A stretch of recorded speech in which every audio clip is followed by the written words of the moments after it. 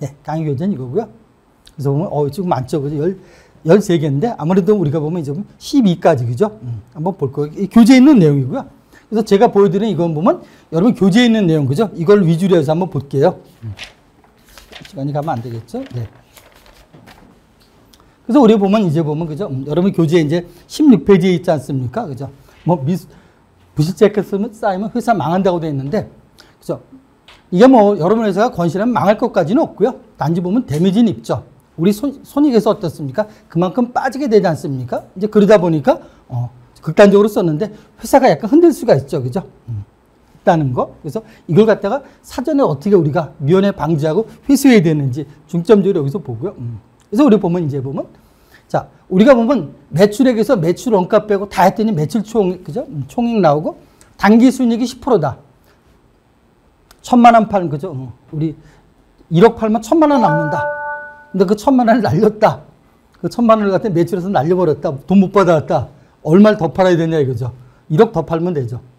1억 더 팔면 1,000만 원 회수하지 않습니까? 근데 말이 그렇지, 말이 1억을 더 파는 거지 1억을 더 팔기 위해서는 어때요? 새로운 또 거래선을 또 우리가 또 만나야 되지 않습니까? 새로운 거래선을 만나서 이 사람이 정말 우리 거래 파트너가 될 수 있는지 우리가 그냥 물건 갖다 주면 안 되지 않습니까? 이 사람은 신용조사도 해봐야 되고 한마디로 돈을 받을 수 있는지 이런 것도 조사해 봐야 되고 또 거기에 따라서 뭐가 들어가는 거 아니? 또 리스크가 들어가지 않습니까? 그러다 보니까 이렇다 이거죠. 그래서 저는 그렇게 생각해요. 딱 봤는데 감각적으로 이제 영업에서 주로 이제 이런 걸 많이 할 텐데 한 60% 정도도 50% 이상 정도가 보니까 이거 이상하다 이거. 이 거래 이상할 것 같다면 안 하는 게 낫다 이거죠. 그래서 그런 거를 잘못하면 요즘은 보면 개인적으로 어떤데 개인 손익 그죠 독립자산제도 가는 경우도 있지 않습니까? 팀 단위 영업 단위로 가는 경우도 있는데 한번 물리면은 그러죠. 손익이 안 나오는 거죠. 근데 이런 부분들이 굉장히 어렵죠, 그죠? 어렵죠. 물론 보면 이제 보면 정량적인 것들, 정성적인 부분들이 있지 않습니까? 이걸 갖다가 어떻게 할 건지. 굉장히 그죠? 이제 그런 부분들도 들어가죠. 그렇지만 한 60% 정도, 50, 60% 이상하다 그러면 처음부터 안 엮이는 게 좋다 이거죠. 그래서 보면 제 생각은 그런 것 같아요. 다 맞지는 않을 것 같지만 그죠? 부실채권 있지 않습니까? 부실채권만 줄여도 나중에 우리 보면 손익계산서 우리 보면 이제 감사보고서 나오지 않습니까? 할 때 보면 한 5% 정도, 많게는 5% 정도가 줄어들지 않나. 부실 생기는 경우 있지 않습니까? 특히 장기 미수 채권 같은 경우. 여러분 혹시 감사보고서 보신 적 있어요? 회사요? 거기에 보면 뭡니까? 감사 주석으로 나오지 않습니까? 감사보고서 주석에 나온 데 보면 채권 원령 나오거든요. 6개월, 3개월짜리 미만, 3개월에서 6개월, 그 다음에 1년 넘는 거 나오는데 거기서 있잖아요. 6개월 넘는다고 나오는 거 있지 않습니까? 6개월에서 1년 되는 거, 초과되는 1년 되는 것도 있을 거고, 또 어떤 때 또 3년 넘는 것도 표시하더라고. 즉, 1년 넘는 거는 그냥 종텄다고 보시면 되고요. 지금 대손이 안 됐을 뿐이지, 그건 날렸다고 보시면 되는 거고, 담보 없을 때, 확실한 담보 있으면 모르겠죠. 그렇지 않으면 그건 날렸다고 보시면 되는 거고, 6개월에서 보면 이제 1년 넘어가는 거 있지 않습니까? 그 채권. 그거는 어떻게 해요? 조금 가능성이 또 있죠. 그래서 만약에 돌아가셔서 그런 채권들이 있다. 지금 원령들 나올 거 아니겠습니까? 그거 한번 파봐야 되는 거죠. 지금 이거 지금 관리 어떻게 되고 있는지. 그럼 대장이 있을 거 아니겠습니까? 놓고서 하나씩 뭐예요? 이게 지금 어떻게 돼가고 있는지, 프로세스가 어떻게 진행되고 있는지, 처방을 놓고 안 하고 있는지, 진행은 어떻게 돼 있는지, 가압류는 했는지, 재산조사는 했는지, 볼 필요가 있다 이거죠. 그래서 되도록이면 어떻겠습니까? 미수채권이 발생된다 그러면 1개월 이내, 그죠? 어떤 조치가 들어가는 게 좋고, 최소한 3개월 이내에는 뭡니까? 어떤 조치가 들어가야 되는 거죠. 근데 그 방법을 내가 모른다? 모를 수 있죠, 그죠? 여러분이 보면 전공이 그쪽이 아니지 않습니까? 채권은 보면 이제 보면 다른 업무랑 같이 할 수도 있고, 그런데 보면 그런 부분들은 보면 내가 못하면 로 하게끔 잘하는 사람이 있을 거 아니겠습니까? 그런 부서랑 협조한다든지, 아니면 전체도 너무 많다 그러면 이제 변호사나 법무사, 상담하는 그런 쪽하고 해야 되겠죠? 그래서 보면 이제 보면 우리 이런 거 보면 교재에 이런 내용들이 보면 쭉 제가 표시를 했어요. 이렇게요. 우리 보면 19페이지에도 나오죠? 이제 채권 관리 잘 하려면 어떻게 해야 되냐? 일단은 뭐 해야죠? 기준이 있어야죠. 기준, 그죠? 기준. 혹시 기준은 다 갖고 계신가요? 도로교통법이 건너가지 마 그러는데 건너가면 어떻게 할 거예요, 저거요? 음주운전 하지 마. 음주운전 하면 어떡할 거예요? 뭐 처벌 조항이 있어야 되지 않습니까? 회사도 마찬가지죠. 뭔가 기준이 있어야 되는 거죠. 담보 받아와 그러면 담보에 대한 받아오는 기준. 가서 어떻게 해요? 갔더니 보니까 단독주택이야. 그래서 봤더니 눈으로 보니까 아무도 안 살아.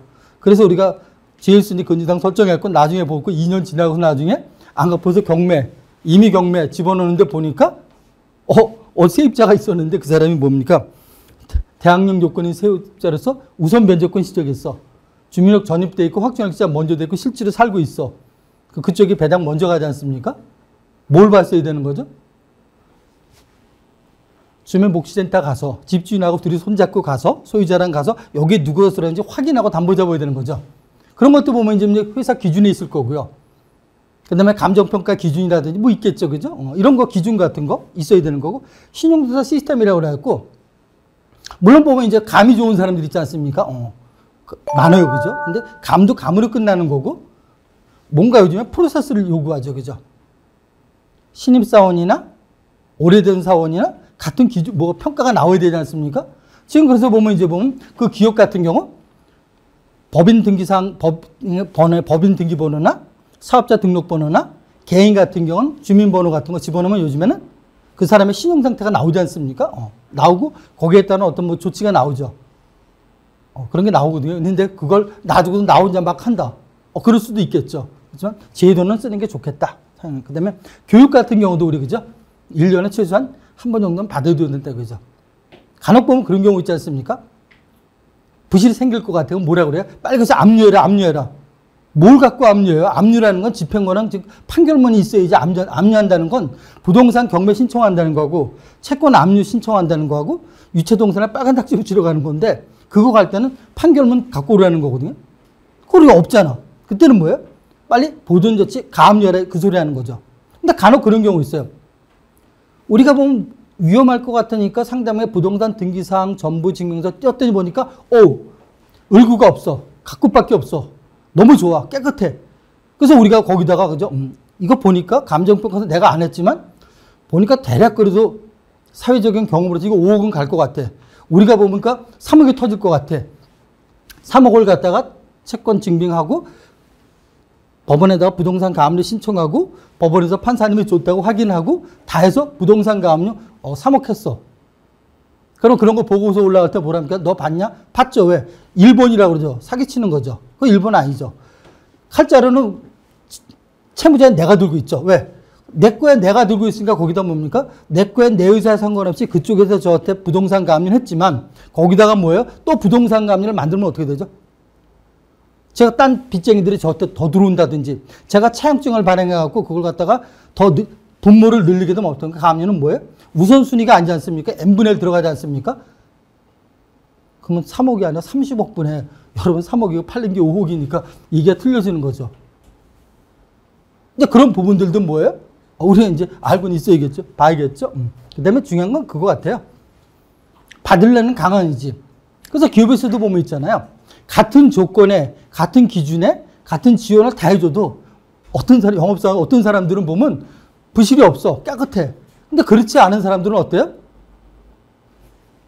계속 생긴다 이거죠. 그래서 보면 아무래도 보면 프로세스라든지 지원 그런 것도 중요하지만 제일 중요한 건 뭔가 그 마인드인 것 같아요. 받아오겠다는 생각. 철두철미하게 그죠. 그래서 이런 생각이 좀 낫지 않나 생각하고요. 이렇게 보고, 이렇게 보고. 그렇죠. 우리 보면 이제 보면 그런 내용 나오죠 뒤에.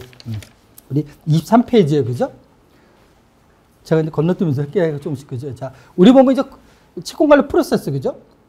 자, 여러분들이 보면 각자 업종이 다 틀리세요. 그죠? 다 틀리세요. 그죠? 근데 우리 보면 이제 공단에서는 보면 어떻게 이제 프로세스가 진행되는지, 뭐 환경공단은 어떻게 진행되나요? 이런 쪽으로. 채권 쪽이. 저희는 이제 세금, 국세 징수하는 게 있어서. 네네. 고지서가 나가고, 그 고지서에 납부 기한에 이제 납부를 안 하면 이제. 진행되는 거예요. 강제 집행으로. 그렇게 한데. 그래서 보면 일반적으로 보면 채권이라는 게 상대방의 거래 제일이라는 거거든요. 일반적으로 보면 그죠. 그래서 우리가 영업을 가서 사람 고객한테 권유할 수도 있고, 야, 우리 거 좋다. 우리가 공사해 주겠다. 뭐 수주 따오고 그렇게 할 수도 있고, 아니면 고객들이 어떻습니까? 본인들이 본인들이, 그죠? 본인들이 보면 우리를 찾아오죠. 그죠? 그럼 거래하는데 바로 거기다가 그랬다고 우리가 공사해주고 물건 주고 뭐, 그죠? 재고 주고 그렇지는 않죠.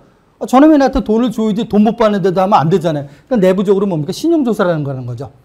그래서 그게 보면 이제 그 오래되신 분들은 감이 좋은데 감도 그죠?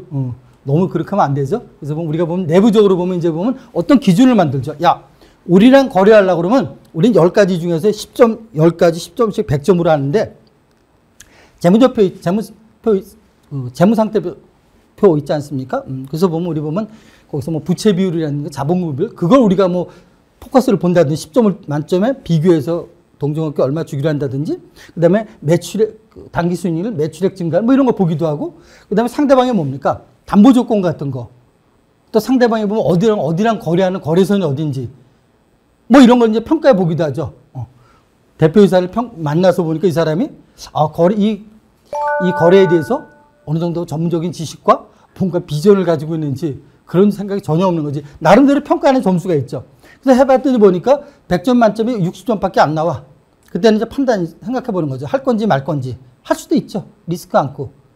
하지만 문제가 생기니까 드롭을 시킬 거고, 우리 내부 기준에 맞으면 이제 계약 체결하죠. 계약 체결, 그죠? 계약이라는 게 말로 하는 것도 계약이지만, 저는 이제 문서로 하는 게 낫겠죠. 왜? 나중에 이제 다른 말 하니까. 그래서 계약 체결할 때 계약 조건은 뭐예요? 상대방은 우리한테 뭐예요? 어떤 조건, 물건과 공사를 해달라고 조건을 달겠죠. 그 조건에 들어가고 우리는 돈 받는 거. 제일 좋은 건 뭐죠? 거래할 때? 선수금 받는 게 제일 좋죠. 돈 미리 받고 하는 게 좋고. 두 번째는 물건 나가고 공사하고 뭐 할 때 현금 맞바꾸는 거. 세 번째는 다 외상이거든요. 그 외상이 불안하니까 어떻게, 안 주면 안 되잖아요. 1,000만 원 벌려도 1억 더 팔아야 되는데. 그러니까 우리가 이제 계약할 때 뭐 보증보험을 요구한다든지, 부동산 담보를 요구한다든지, 아니면 개인 신용 담보를 요구한다든지, 뭐 그런 거, 연대본이 요구하겠죠. 계약이 체결되고 뭡니까? 계약을 이행해줘야죠. 공사해주고 물건 다 넘겨줘야죠. 해줘야죠. 그리고 그 다음에 뭡니까? 거기에 따라서 돈이 들어오면은 이제 문제가 없죠. 정상적인 계약이죠. 근데 문제는 보면 이제 돈이 안 들어오죠. 이게 부실이죠. 그래서 우리가 이제 부실부실 그러는 게 자체가 있지 않습니까? 상대방이 파산이 되고 당좌거래가 정지가 되고 그 부실 맞죠. 더 중요한 건 뭔가니 상대방이 지금 뭐예요? 굉장히 나름적으로는 우량한 기업이래. 사회적으로는 그건 니네들 생각이고, 내 쪽에서 뭡니까? 내 쪽에서 완전한 계약. 즉, 근데 이런 건 안 되죠. 내 제품에 하자가 있다든지 공사에 하자가 있다든지 내가 어떤 하자를 발생시켜서 이쪽에 돈 안 준다. 그거는 이제 부실이 아니고, 이거는 이제 서로 이제 다툼이 있어야 되는 거고, 내 쪽에서 계약대로 해줬는데도 불구하고 안 들어온다. 그게 바로 부실채권. 그럼 여기다가 우리가 바로 민사소송 걸 수도 있죠. 왜? 여러분이 판단했는데 보니까 이거는 답이 없다. 간다 그러면 바로 뭡니까? 여기다가 무슨 뭐 최고로서를 뭐하러 보냅니까? 바로 그냥 뭡니까? 소장 넣고 할 수도 있죠. 그렇지만 일반적으로는 보면 우리 고객이니까 전화상 독촉 만나보기도 하고요. 그 다음에 우리가 보면 이제 그쵸? 문서로 보내지 않습니까? 내용증명 보내죠. 안내문 같은 경우 최고서. 근데 최고서는 보면 어때요? 받아봤을 때 고객 입장에서는 너랑 나랑 끝장내자는 거죠. 근데 이제 관리 쪽에서는 그러는데 영업 쪽에서는 어떻게 만든 거죠? 이거 하는 거 거래선이지 않습니까? 돈 좀 안 들어온다고? 그 내부적으로 판단해서 너무 모진 것 같아. 그래서 이제 안내문으로 그죠? 귀사의 무궁한 발전을 기원합니다. 귀사가 당사에 지급할 때 대금 2천만 원이 언제부로 저희가 수금이 안 되고 있는데 혹 자금 사정이 어려우시더라도 언제까지 조속히 변제 바랍니다. 일주일 정도 주고 우리 가까운 우체국에서 보내는 거고, 이거하고 손 놓는 게 아니라 계속 이제 독촉을 하겠죠. 그죠? 계속 병행하는 거고, 그 다음에가 뭐예요? 이제 제목이 타이틀이 최고서죠. 여러 번의 변제 독촉에도 불구하고 당사의 채권이 회수가 되지 않아서 당사는 본인은 아니나 민형사상의 소송을 제기할 예정이니 양지 바랍니다. 맞으면 5월 딱 주고 어떻게. 이건 어디? 우리 가까운 법원이 있지 않습니까? 우리 영업소 보면 법원도 있을 거예요. 이건 가까운 우체국 가서도 되고, 이것도 우체국도 되는데, 이왕이면 법원 우체국이 좋다 이거죠. 그럼 소인 자체가 어떻게 해요? 서울중앙지방법원 우체국 꽝 찍혀서 가는 거죠. 그걸 받아보면 약간 긴장은 하겠죠. 그죠? 안 할 수도 있어요. 그 다음에 하는 게 뭐예요? 우리가 보면 이제 민사소송을 해야 되는 거죠. 집행거나. 공격과 방어가 들어가지 않습니까? 근데 문제는 뭔가니? 재판 이겼어. 이겼는데 보니까 그 집안에 재산이 하나도 없어. 회사 재산이 없어. 다 팔았어. 채권 양도했어. 물건 다 없어버려서 안 되잖아요. 그러니까 뭐예요? 이거 들어가기 이전에 뭐예요? 채권 보존 조치. 이거 안 들어갈 수도 있죠. 왜? 내가 판결 이겨가고 강제 집행 들어갈 때 이 재산 그대로 있다 그러면 이런 거 할 필요 없죠. 할 필요가 없죠. 그죠? 사람 보약도 안 먹는다고 죽는 건 아니지 않습니까? 안 죽어요. 그죠? 안 죽어. 오래 살아요. 이것도 마찬가지죠. 살아있죠. 근데 문제는 뭔가 이겼을 땐 나중에 갔더니 재산이 없어지고 양도가 됐다. 그러면 안 되잖아요. 그러니까 뭡니까? 보통 언제 하는 거 아니? 이거 최고서 보낸과 동시에 뭐예요? 채권 보존 조치 들어가 신청하면서 이것도 같이 신청해요. 이거는 2달이나 있다가 이제 판사님이 얼굴 보자는 그런 경우가 있고요. 지금은 빠르겠지만 이건 어때요? 2주면 끝나거든요. 그러니까 미리 뭡니까? 딱 신청 3개를 딱 해놓고서 이제 하는 거죠. 그래서 가압류는 뭔가 이따 얘기를 많이 할 텐데 부동산 가압류, 채권 가압류, 유체동산 가압류, 가압류는 뭔가니 장래 집행 채권을 보존하게 한 거죠. 내가 판결문과 금전채권. 내가 이걸 가지고 받을 대상이 있어야 되지 않습니까? 하는 거. 단점은 뭐라고요? 내가 먼저 했다고 우선 면제권이 아니라 배당 기일까지 들어온 걸 다 같이 몰아서 나눠준다는 게 그게 이제 문제고, 가처분은 뭔가니 이거 보면 내 권리지 않습니까? 뭐 직무정지 가처분 그런 거 말고, 지금 내가 그죠? 과자 그죠? 물건을 갖다가 박스로 제 창고로 옮겨놨어요. 계약서에는 뭐라는 건 소유권 유보부 조항이 있어갖고 대금을 다 갖기까지 소유권은 갑의 소유하면 을인 일체의 양도 분해 행위를 처분해 할 수 없다. 소유권은 여기 있지만 내 창고에 있지 않습니까? 근데 돈 못 갚는다고 와서 다 창고 문 뜯어가면 그건 나중에 어떻게 생겨요? 형사 문제 생기는 거죠. 그냥 놔두면 어떻게 합니까? 제가 딴 데 팔아버린다든지 다른 제 채권자들이 와서 그 물건을 갖다 압류하고 팔아버리면 날아가 버리지 않습니까? 그러니까 그럴 때 물건이 가 있을 때는 그죠? 우리 보면 처분금지 가처분 있지 않습니까? 그거 병행하고 들어오죠. 소송하고 그다음에 우리 이게 뭐합니까? 이제 경매에서 회수해야 되는 거죠. 회수하지 못한 거는 우리가 보면 이제 보면 그죠? 회수하지 못한 게 남으시지 않습니까? 그거는 보면 회계에서 이제 시효 그죠?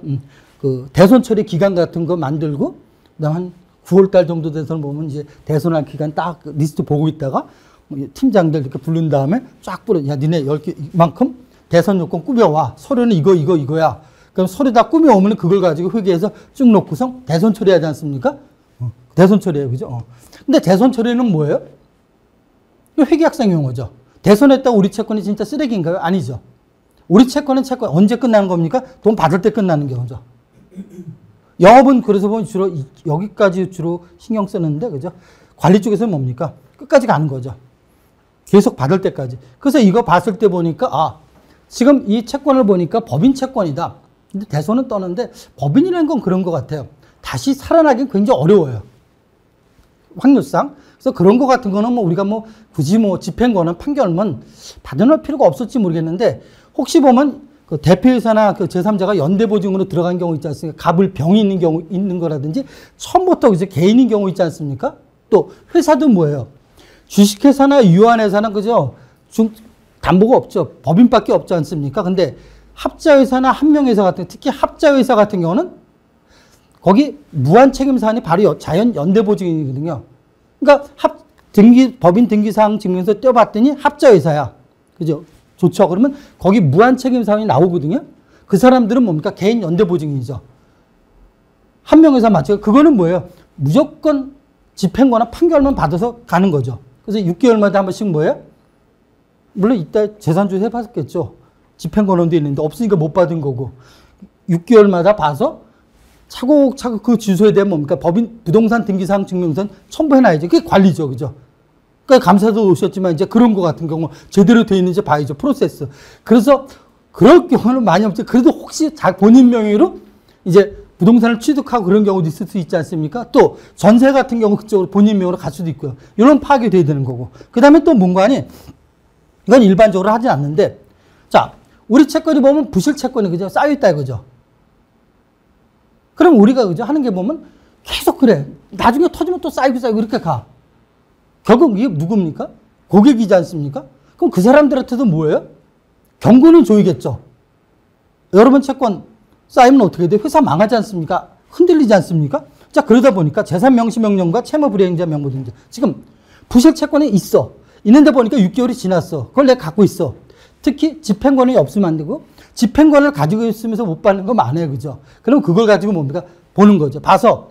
자, 법인이든 개인이든 있지 않습니까? 이거 재산이 있을 것 같은데 내가 아는 방법은 뭐예요? 사람 뒷조사. 과거엔 그런 것도 했어요. 그죠? 그것도 조세해온 사람이 있는데 지금 그렇게 할 필요는 없죠. 집행권을 가지고 법원에 민사신청과에서 뭡니까? 재산 명시 명령 신청을 하죠. 그럼 거기다 쓰라고 그래. 부동산이 있으면 2만 원 수수료 내야 되는 거. 그다음에 은행 같은 건 건당 5천 원씩 10개면 5만 원. 그다음에 뭐 산림주 아파트 굉장히 많아요. 그죠? 한 15만 원이면 싹 훑고 지나가죠.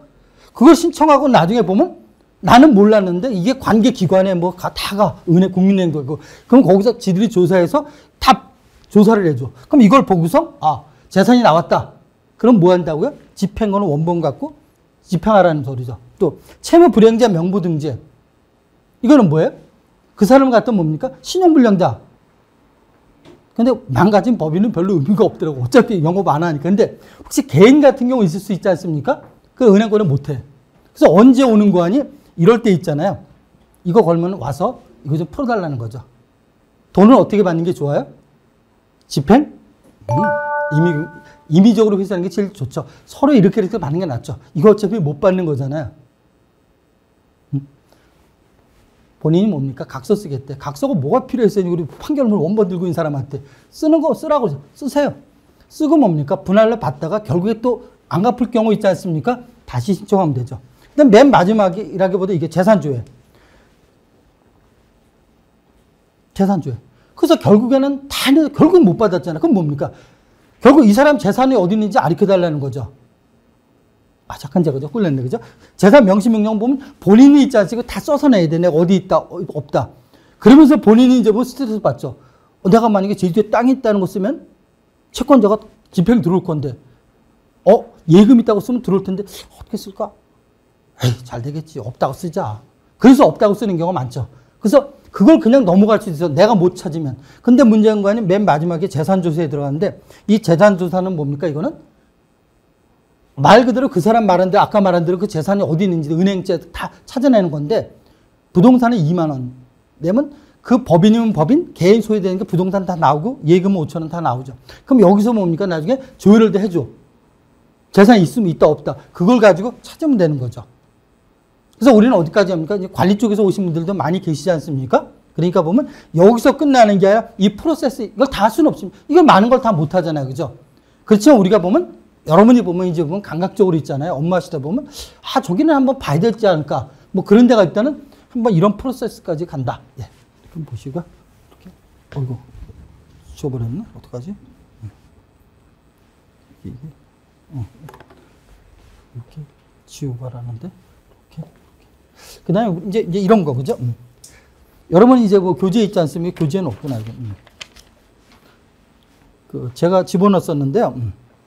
이거 이제 보면 실제로 보면 이제 여러분이 돌아가셔서 있지 않습니까? 우리 채권관리 업무 프로세스를 한번 그려보세요. 여러분이 실제로 하고 있는 거, 회사에서 하고 있는 거 있지 않습니까? 쭉 지금 우리가 지금 어떻게 하고 있는지, 우리 회사가 어떻게 하고 있는지, 우리 네모 박스 아까 거기다가 한번 이렇게 넣어보시면, 우리 지금 어떻게 하고 있는지 이게 보면 그런 것 같아요. 문제가 발생되지 않습니까? 그거 3년 전에 보면 3년 전에 오늘 또 나오거든요. 최소한 5년은 안 되니까 같은 게 어떻습니까? 같은 내용이 결국 롤링으로 반복되는 경우가 회사에서 굉장히 많다 이거죠. 그 생뚱맞게 내려오는 게 아니라 거의 그게 그냥 그래서 여러분 보면 이제 보면 사고 발생 보고서라든지 기존의 채권 보면 어때요? 옛날에 내가 모셔줬던 부장 그분들도 신입사원이었지 않습니까? 이제 그분들이 저질렀던 거 이런 것들이 보면 이제 막 그전에도 있는 거죠. 그게 다시 오고 막 그래서 뭐예요? 프로세스를 한번 쭉 한번 써본 다음에 여기서 있잖아요. 여기서 그죠? 여기서 이제 보면 뭐가 문제점이냐 이거죠. 문제점이 뭐고 문제점이 있겠죠. 그죠? 해결 방안은 뭐냐 이거죠. 사실 뭐 이게 중요한 거죠. 우리가 뭐 그냥 지식하는 게 아니라 지식이라기보다 어떻게 해요? 우리가 활용을 해야 되지 않습니까? 그러니까 우리 프로세스가 어떻고 현재 어떻게 흘러가고 여기에 대한 문제점이 뭐냐. 아까 이제 그런 말씀도 제가 들었어요. 그죠? 지배인 같은 경우도 우리 송무도 하지 않습니까? 송무, 그죠? 재판해요, 그죠? 근데 보면, 재판에서 보면 합의심 같은 거는 소가 2억 원 이상이지 않습니까? 그럼 내가 재판 보면, 우리가 보면 위임장 받고 있잖아요. 소송 대리가 허신청서 받고, 이제 나가서 변론도 하는 경우도 있어요, 그죠? 요즘은 직접 변론을 많이 하거든요. 당사자 변론을 많이 하는데, 근데 2억 원이 넘는다 그러면 어때요?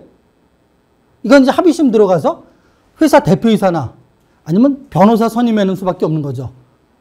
대표이사는 안 나갈 거고 변호사 선임은 돈 들어갈 거고. 그럼 그런 것 같아 제도에서는 어떻습니까? 법인 등기 사항 전부 증명서 뒤에 법률상 지배인을 선임해놓으면 나중에 2억 원이 넘어도 신청하고 하게 되면 이제 판사님이 보면서 어떻게 소송들에 허가하면 되는 거고 그런 제도 개선이라든지 그죠? 또 우리 보면 이제 시효가 완성되는 채권들 많지 없어요? 한번 보세요. 시효가 이제 각자 회사에 시효가 있는데 시효라는 게 어떻게 해요? 그죠? 내 권리지만 기간이 지나면 없어지는 거잖아요. 일반 민사 채권 돈 주고 받은 건 이제 10년 보는데 상거래 채권 같은 이제 금융 채권은 5년 시효 보고요. 그다음에 우리 일반 민사 채권들 있지 않습니까? 상거래 이건 5년 보는 게 아니라 3년 보죠. 거기에 보면 상법에 보면 상법 64조인가 보면 그죠? 단기 시효가 있으면 그걸 적용한다고 되어 있는데 그게 보면 민법에 상인 및 생산자가 상품에 제공한 대가가 이제 3년인데 그러면 이제 보면 3년이 다 흘러가는 채권들 있을 거예요. 그죠? 있겠죠. 그죠? 그런 건 뭡니까? 리스트 다 갖다 놓아서 걸려서 지금 어떻게 진행돼서 뭐 해야지 하는 거예요? 호적에서는 살려놔야 되잖아요. 호적에서 죽이면 안 되잖아요. 내가 퇴사하든 딴 데 가든 뭡니까? 얘가 호적엔 살아있어야 되잖아요. 그게 뭐예요? 시효 연장, 소송을 하든지 뭐 다르게 연장을 하든지 일부 채권을 받아온다든지 이제 그런 걸 하시라는 거죠. 그래서 보면 이게 보면 이제 채권 관리 얘기죠. 우리가 보면 1번 그죠? 1번 그 과목이었었고요. 두 번째는 뭐 이제 좋은 파트너 만나기. 신용조사 그죠? 신용조사 쪽으로 한번 볼게요. 우리가 신용조사 같은 거는 보면 그죠? 사실 보면 이제 과거 같은 경우 있지 않습니까? 뭐 개성상인이다, 송도상인이다. 이제 그런 거 같은 경우는 이제 서로 믿고 했잖아요, 그죠? 믿는 게 굉장히 중요하죠. 믿는 게 중요하죠. 근데 보면 간혹 어떻습니까? 나는 믿고 했는데 선의적으로 했는데 내 믿음을 저버리는 경우가 꽤 있을 수 있죠, 그죠? 그러면 안 되지 않습니까? 그러다 보니까 보면 이제 어떻게 할 거냐, 그죠? 한마디로 내 채권을 갖다가 그죠? 이걸 넘길 물건이나 용역 서비스를 줄 건지 말 건지 이걸 한번 보자 이거죠. 우리 신용조사를 하는 게 고객에게 제품을 제공하면 채권이 발생되죠. 물론 용역 서비스도 마찬가지고요. 가장 바람직한 것은 선수금 현금을 받고 하는 게 제일 좋죠. 그죠? 선수금 현금을 받지 못하면 대금의 회수가 문제가 된다. 당연히 되겠죠. 그래서 보면은 처음에 거래할 때 있잖아요. 처음에 첫 거래하잖아요. 첫 거래할 때는 그렇게 봐요. 상대방이 나한테 담보를 제공하지 않아서 그래도 자 해봅시다. 그리고 딱 하고 거래선 체결할 때 제일 중요한 게 뭔가 하니 상대방의 부동산 등기사항 전부 증명서 확인한다. 법인이지 않습니까? 법인은 뭐예요? 법인 등기사항 전부 증명서를 내가 띄워보겠죠. 상대방이 가져오는 경우도 가져와서도 내가 띄워봐야 되지만 나도 그냥 띄워보죠. 법인 등기사항 전문 증명서 뜰 때는 어떻게 합니까? 말수사항 제외된 현재 유효사항만 보지 말고 말수사항 포함됐던 거 다 띄워보는 거죠. 왜? 거기에 보면 뭐라고 돼 있어요? 자기들끼리 직무정지 가처분도 있고 본점이 한 달에 한 번씩 이사 다니고 이상한 데도 있을 수 있어. 그러니까 한번 거기서 한번 보자고요. 말수사항 포함된 걸로 띈 다음에 거기에 뭐예요? 본점 주소가 있고 지점 주소가 있죠. 물론 우리가 보면 이제 뭐 인터넷에서 나오는 뭐 그런 거 나오는 주소도 볼 수가 있고 그거에 대해서 뭡니까? 띄워보자 이거죠. 띄워봐서 뭐예요? 이게 소유권이 누구한테 되어 있냐 이거죠. 물론 담보 관리할 때는 당연히 보겠지만 담보 처리 안 할 때도 안 받을 때 보면 여기에 보면 네 건지 내 건지 여기 나올 거고요. 전세인지 나올 거고 나오지 않습니까? 그다음에 거래선 확인. 지금 나랑 거래하지가 완전 나만 알고 있지 않습니까? 네가 거래한 데가 어디냐 이거죠. 왜? 봤더니 보니까 그냥 그저 그래. 그러면 그 회사가 터졌어. 부실이 갈 것 같아. 그럼 나도 돈을 받아야 되지 않습니까? 그럼 대상이 좀 약해. 근데 내가 봤더니 보니까 누구나 아는 회사이죠. 내가 아는 누구나 아는 그런 유망한 기업이랑 거래하고 있어. 그럼 무슨 소리예요? 너한테 차가 여기서 돈을 못 받는다? 어렵다. 그러니까 이 사람의 거래한 게 한 5개 정도를 갖다가 미리 영업사원은 알고 있거든요. 그걸 보고 거기다 뭐 한다고요? 채권가압류 보낸다 이거죠.